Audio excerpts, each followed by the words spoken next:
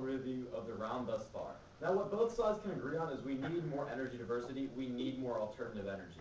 And that's really going to be the main issue in this debate, that we need more alternative energy resources. So what this shows is that we can both agree that our current energy resources just aren't getting the job done, and we need to move forward.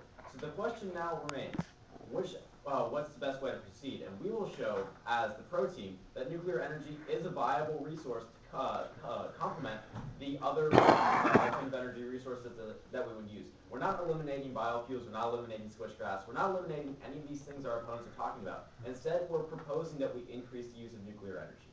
That's all. It's part of diversifying our energy resources, and it's something that is paramount to our nation's security. So with that in mind, we can move on to our opponent's first argument, which is that nuclear power is indeed a problem because it would produce too many accidents. However, let's look at the history, and since nuclear power has been around, we have not suffered one major accident. And true, we have come close to 3 Mile Island, but that was a mixed blessing in disguise, because now the regulation that has occurred as a result of that is tight enough that we can really feel confident that nuclear power will not pose a significant threat again. When we look to Chernobyl, we see that that was poor regulations, that was in Ukraine. That wasn't something that we can look to as really the basis for American nuclear power. But when we look to our homeland, we only see a situation in which we will improve our energy supplies by having nuclear power, because the fact is, as Fred Bosselman of New York University explained on the 5th of January 2007, that nuclear power is really the best way to diversify our energy resources, and that there's never been a substantial threat shown by having more nuclear power plants. And the fact is that coal plants year after year are subject to explosions. Coal miners, as we've seen in West Virginia on the national news, often get trapped. Nuclear power is really the safest of alternative energies.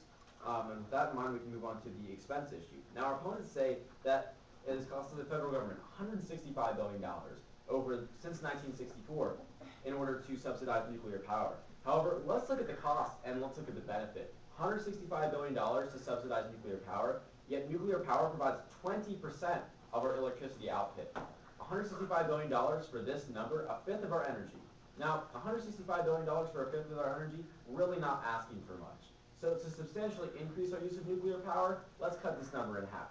Let's say, even if it were to cost up to $100 billion to increase for government subsidies, to increase our energy supplies by 10%, that is a tremendous benefit that we cannot pass over. The fact is that nuclear power is a great resource to add to the plethora of alternative energy sources, and that's something that will help move our nation forward and will fulfill both sides' requirement of having more alternative energy.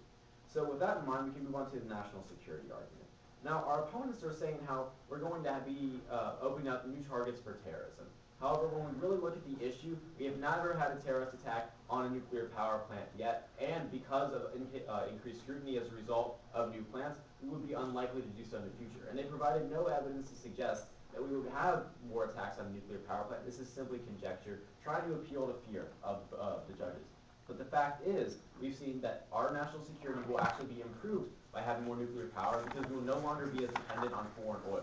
Right now, as it is, oil is a supply. 25% of oil is used for electrical demands, and this oil is often bought from regimes that don't like us, that often support terrorism. We can look to examples of Saudi Arabia or other unfriendly countries around the globe. So, by diversifying our economy and our alternative energy resources, we will shift the burden away from funding these terrorist-funding regimes and back to the American homeland.